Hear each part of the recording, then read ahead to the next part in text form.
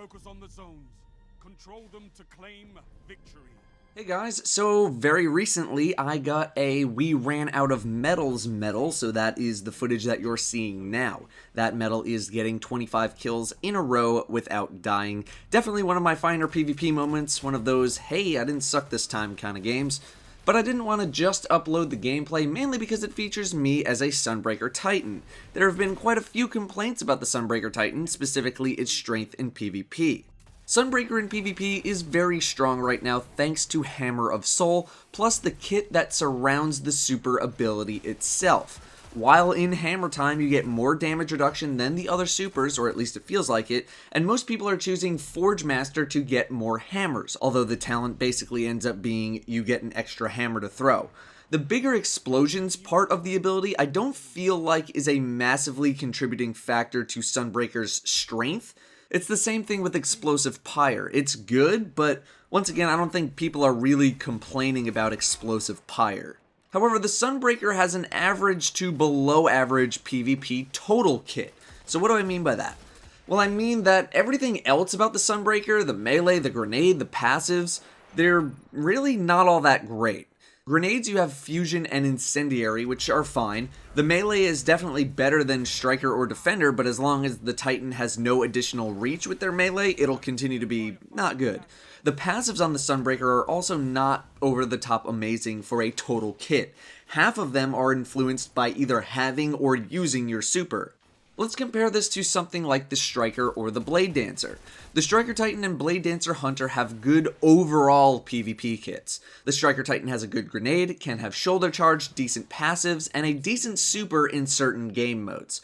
The Blade Dancer also has a good grenade, although now a little bit nerfed, a great melee, a great passive in quick draw, and what is highly regarded as one of the best PvP supers in the game, plus a passive to go with it. Their entire subclass contributes to PvP very well. They have very well-rounded kits. So while something like the Blade Dancer is strong, it's strong because it has a great super and a great overall kit, whereas the Sunbreaker is all super. You spec a Sunbreaker to revolve completely around your super because 1, that's what the Sunbreaker does best, and 2, that's really the only choice that you have. So is it okay for the Sunbreaker to stay the way it is if it means the rest of their PvP kit is pretty poor?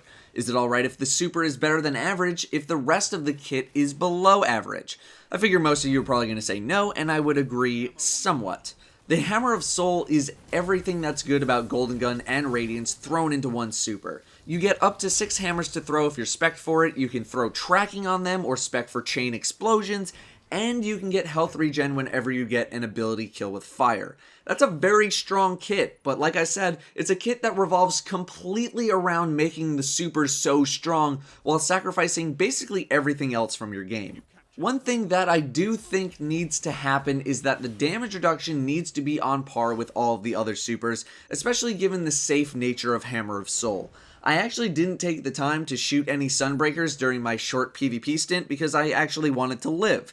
But it certainly doesn't feel like it's 50% like all of the other supers, it feels like a bit more. I definitely hear complaints about not being able to one-shot headshot a Sunbreaker with a high-impact sniper rifle as well. Another thing I might do is make the hitbox on the hammers slightly smaller to make sure accurate throws are required, although the tracking from Flameseeker makes this slightly tougher than it sounds. While the super is insanely strong, it's because that's the best build available to Sunbreakers. If there were a way to make the overall kit of the Sunbreaker better, you might see more people doing that. However, it's because of the kit surrounding the super itself that Sunbreaker seems and sort of is so powerful. There's no reason not to spec that way because that's how you get the most bang for your buck. Also, patch 2.0.0.5 fixed that bug where you could spam a ton of hammers by just mashing on the shoulder buttons, so don't worry about that being a thing anymore. Anyway guys, just wanted to give my thoughts on the Sunbreaker right now in PvP while also kind of showing that I'm not terrible. Thank you all very much for watching, and I'll see you next time. Leopard, stay right there. I ain't about that glitch life. Oh god! Oh god!